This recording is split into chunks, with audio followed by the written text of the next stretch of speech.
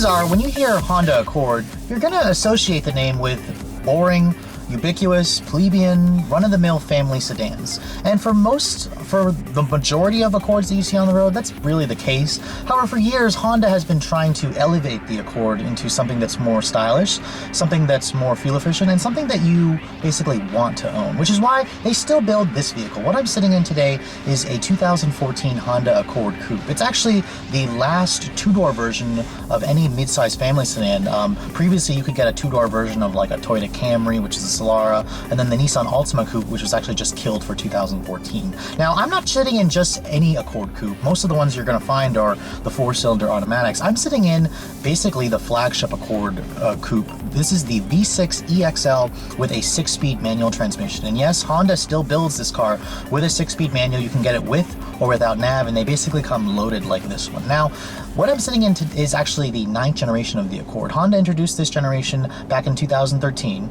and one of their top priorities when they were building this car was make it lighter, make it smaller, make it more fuel efficient, and make it more technologically advanced. And on that levels, it seems on paper they've pretty much accomplished that. Now, the Accord still comes in sedan, of course, and then the coupe body style. Now, from the coupe body style, since I'm reviewing that, you can basically pick the car in 4 different trims.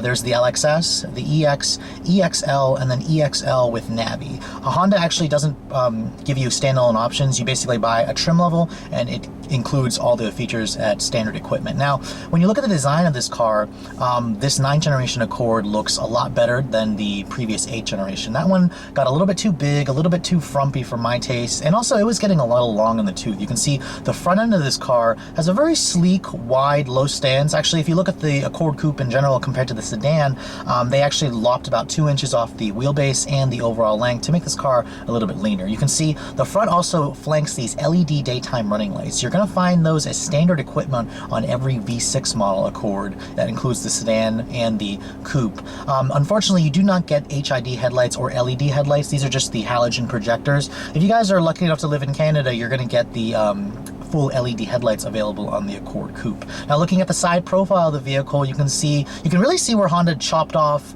2 inches in the front and rear overhang, basically combined.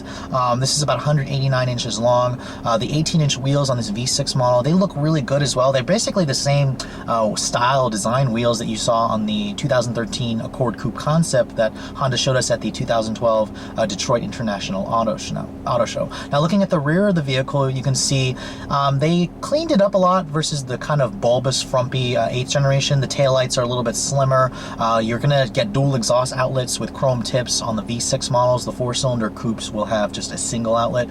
And you can see the stance is also very low. The 18-inch wheels fill it out well. My only criticism is no LED rear tail lights. You get that on EXL and up sedan versions. However, the coupe, they were kind of gypped a little bit, but other than that, I think the design looks good. It's a handsome looking coupe, and it certainly looks unique. My only other criticism really has to do around the color choices. If you want this 6-speed manual version, you're limited to 3 color choices. This modern steel metallic, which does look good, crystal black pearl, and then Milano red, or I'm sorry, it's called San Marino red. And honestly, those 3 colors, not everybody wants that. Honda makes a beautiful blue, they make a gorgeous white. You can only get those on the automatic transmission. So hopefully Honda, stop limiting the color choices on the V6 6-speed models. We really would like to see it in other colors. For now, let's take a look at the interior, shall we? Stepping inside the 2014 Accord Coupe, you can see Honda basically kept with the design pretty familiar. However, they completely elevated the interior quality, the technology. Everything in here will be pretty familiar if you guys are used to Honda, especially when you look at the design of the center stack and the instrumentation. Now, stepping inside the vehicle, the coupe is a little bit lower to the ground, and you will feel that when you're first getting in the car. Now, you can see previously push button start wasn't even available on the Accord, the 8th generation. Honda made that standard on EX trims and up. So basically, here's the company's new key fob. Really like the key fob design. Acura is also adopting this new key fob. It's very sturdy. It's very, very high quality. Much better than the older, cheaper units that the older Acuras have. Now, basically, I've got the 6-speed manual model. Put the clutch in and push the button to start the engine. And then of course you're hearing the up-level engine. This is the 3.5 liter J35 V6 engine, and it's a very, very, very nice engine, and it's actually the only way you can get a V6 family sedan or family vehicle with a stick. The Honda Accord is the only one that offers it. Now, looking at the rest of this interior, I've shown you guys a 2013 Accord Coupe with the 4-cylinder. This is pretty much, you know, similar thing here. You're going to have Honda's new 2-screen or the 2-tier layout here in the center stack. Acura has a similar system. You basically get a 7-inch touchscreen here, an 8-inch touchscreen there. When you look at the rest of the interior quality, Honda did elevate it again with this generation. You have a soft touch dashboard material where the whole upper part of the dash is soft touch. I really like this black plastic trim here, especially with the shiny plastic here with the silver painted plastic. It's just a very upscale, sporty environment, especially with the red instrumentation lighting. The Coupes are the only ones that get the red. The sedans will just have white instrumentation lighting. Looking at the door panels, they are soft touch right here on the upper parts. The windows are automatic up down for driver and front passenger, and then it's leather stitched right here where your elbows are going to rest. Now, Honda also basically cleaned up the button-heavy center stack of the 8th generation, and one of the reasons they did that is because they have the 7-inch touchscreen here. Now, in terms of usability, it does take a little bit of getting used to. Compared to that Civic EXL that I had, the 14, Honda actually gave me a volume knob here, so I'm very happy with that. You need to seriously add that to the Civic.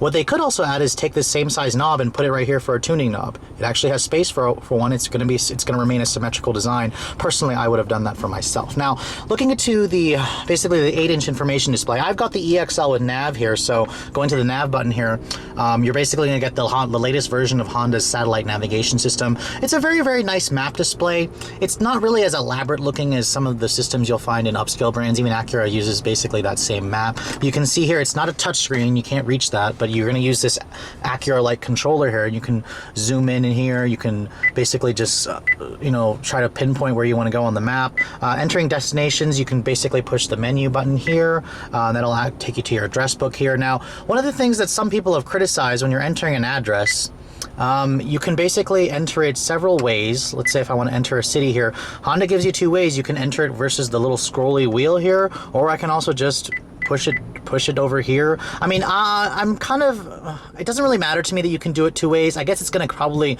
confuse people. I mean, it's nice that Honda gives you choices, but you know, overall they had to do something. The screens sometimes complement each other, sometimes they don't. One of the things that I noticed, the screen actually does complement you. For example, right now I have it in audio mode here. I can see what channel my presets are. This is basically, the screen will always pretty much look like this. I mean, you can change it by pushing that button there, or you can go to your tune button. It'll show you that screen if you don't want to look at your presets. Now, one thing I'm noticing when I have it on this station here, or this view, I can't see the music or like the artist name. So that's why I have to hit audio here, and that'll basically take you to the audio screen, and that's where you're going to see the actual artist name and display and stuff. Then you can see more of your presets. I guess it's a little bit information overload, and I really think there's a little bit of wasted real space. I do like, however, that Honda keeps the what level the volume is at the top right corner right underneath the clock. Now, looking at the rest of the interior, dual zone automatic climate control is standard on every Accord. I really like how it's standard on every Accord, even the base models. And then you get heated seats on this EXL and up. You're not going to get the new HDMI port in the Accord. Honda has not added that to this vehicle yet. Perhaps maybe for the 2015 Accord, but you can still have some nice storage here. Now let's get to this transmission, because this is basically where a lot of people are probably wondering, how does this car drive? The 6-speed in this car is very typical Honda. It has pretty nice short throws, a nice clunk through the gates. When you put it in reverse here, you get a nice backup camera with distance and trajectory, so it's nice that they give you that. It also gives you different views. If you want to push this button here, it'll give you a top-down view, a normal view, and then a wide view, stuff like that. So the clutch is also very light. I mean, if you guys are basically coming from a Civic Si, this is basically going to feel just like the shifter in the Si, just a little bit of a more mechanical clunk feel when you're going through the gates, but it's still very nice. A lot of you who are looking to upgrade, this is basically the ride to do it in. Now, because this is a coupe, you're going to have to make your passengers crawl into the back seat. However, Honda makes it a little bit easier. When you pull on this, the seat slides forward, and it reveals a pretty generous opening to get into the back. Now, compared to the sedan, the Coupe's back seat is definitely on the tighter side. It is much better than the Civic Coupe, and you don't have the flat floor here like you do in the Civic. You also lose the rear seat vents that the sedan will give you. But overall, I mean, the back seat here is not a bad place to spend time. You're going to suffer a little bit with the headroom because the roof is lower. And then if you look at the materials, they're pretty much all hard plastic, but you do have a little bit of storage and one cup holder back here as well. Now, checking out the trunk capacity of the Accord Coupe, it still gives you a really decent sized trunk. You're looking at about 13.5 cubic feet. The sedan gives you about 2 cubic feet more. The only downside is the seat only folds down in one piece.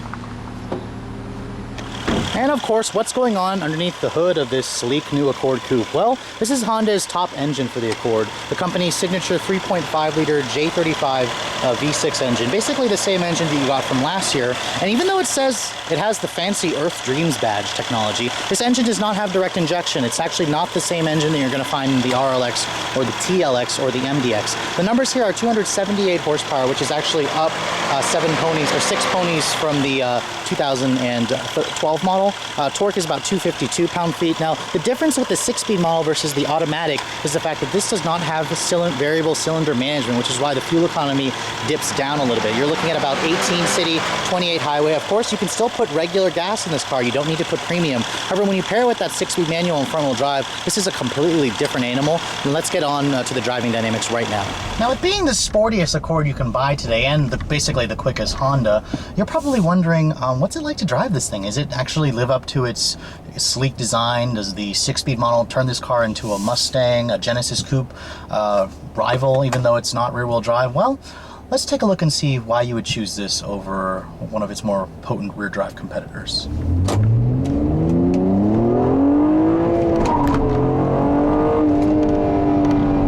Now, instantly, I've driven the 6-speed automatic V6 version many times, and it's amazing how the 6-speed manual really makes this car wake up. You know, when you drive a stick, you just have so much more level of control. There's a lot less drivetrain loss through the transmission when you have this direct linkage of a manual, and this car really just turns it into a performance car almost, even though it is still front-wheel drive.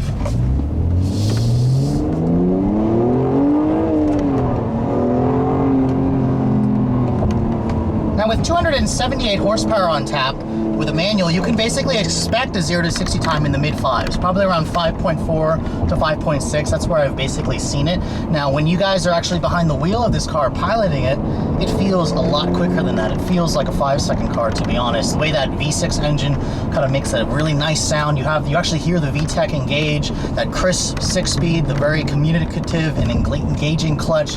The driving dynamics of this car is just really, really surprising. Even if you're not a Honda fan, even if you're not a Honda enthusiast, and you know how to drive stick really well, this car will put a huge smile on your face. And then one of the things that makes the Accord such a great car is the fact that this is a really easy car to drive on an everyday basis. When you aren't, you know, flogging the car like you stole it or something like that, when you're just driving it normally, the Accord is very comfortable and very, very spacious and very roomy, very quiet. You know, just cruising down the road here, the ride quality of this new Accord is wonderful. Even though Honda got rid of the double wishbone suspension that the Accord's always been known, they replaced it with McPherson struts in the front for this generation. The ride quality is great. In fact, Honda focused on one thing, and that was reducing road noise with this new generation Accord, and they definitely succeeded. Now, if you guys are used to a Camry, you're used to something really soft, this Accord will feel on the firmer side, but that's okay to me. Honda still has nailed a good combination between a firm ride and compliant handling and just a very, very nice, well-balanced car. Another key hallmark of Honda's is excellent visibility, and you know, with new cars today, I mean, I've shown you guys some older Honda or older Acura products, and you know, visibility-wise, it's not going to be great from the 90s. However, you've got modern technologies in here. You've got these airbags stuffed in here. You have, you know, airbag stuffed here. You have safety technology or safety structures that are in place to protect you in an accident. So for what they have to deal with, the visibility in here is still great. You have a nice, great view of the road here. The dashboard's on the lower side. You can still see out of the back a good amount, but of course, Honda still includes some new safety tech or safety features in here. This Accord EXL will come standard with forward collision warning, lane departure warning, and then of course, it also has Honda's blind spot camera, their lane watch. When you signal a right turn, you can see here, the camera will show you what's in your blind spot, and it even gives you these little guidance markers. I showed you guys that in the Civic Coupe that we had earlier, and it was first introduced on this Accord, and it's a pretty cool safety feature. Some of the safety features I am not totally sold on. For example, on the Accord, this does not have Acura's active lane keeping system. This is all just passive. It basically will just beep at you if you're going to cross over the lane without signaling, or if you're going to crash into the person in front of you.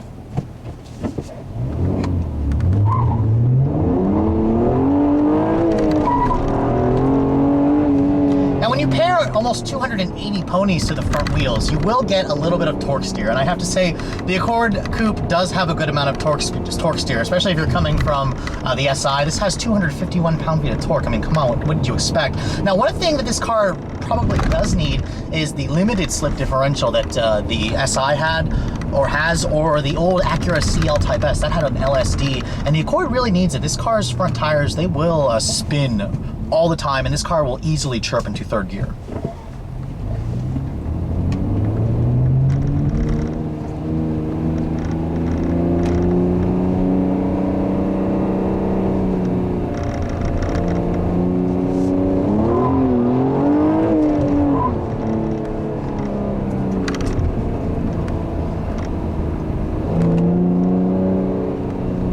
Now, in terms of handling and how the steering feels, the Accord has a little bit of a light steering feel. I mean, this is the electric power steering system on the Accord, and I have to say, for a performance version of the car, I'm a little disappointed in the steering feel. It's way too light. It's actually lighter than the steering that I would drive in like a TL or the ILX, for example. I think Honda definitely should have went for a much heavier steering feel, especially on the V6 6-speed models. It just doesn't give you enough road feel for my taste for performance driving.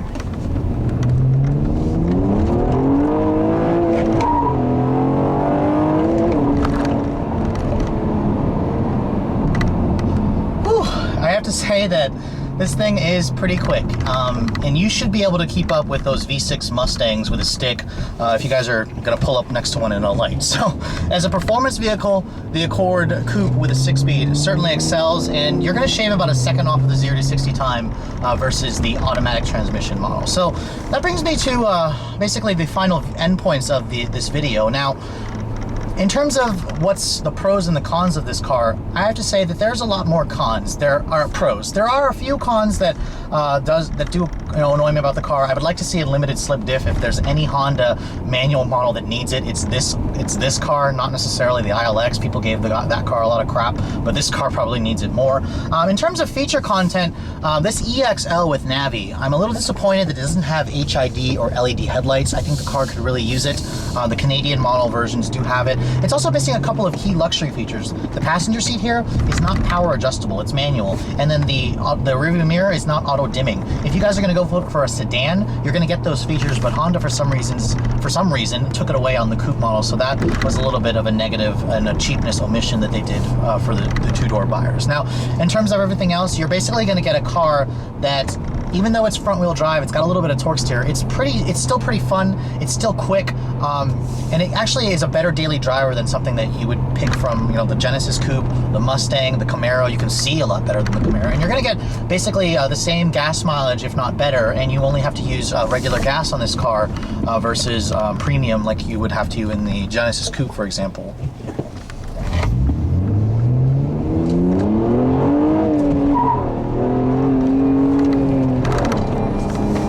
See here, the lane departure warning will annoyingly beep. It's a pretty quiet beep, so if you guys like to drive with your windows down and the music blasting, you will drown out the noise, thankfully, because you cannot turn the beeping off. Even on the forward collision warning, it's also pretty sensitive. You can't turn that beeping off. So if you're an actual enthusiast, you're going to have to learn to just get over the noises that the driver aid systems will do. Now, coming to the price point of this Accord Coupe, you're basically still looking at about a mid $20,000 starting price for the LXS model. That's a great value considering what Honda gives you. You're going to get a backup camera standard, Bluetooth, you're going to get dual zone automatic climate control, keyless entry. That's all standard equipment. Now, going up to the EX model, You're going to get features like moonroof, push to start, a better sound system, stuff like that. Now this EXL with Navi that I'm driving is basically the most expensive Accord coupe you can buy.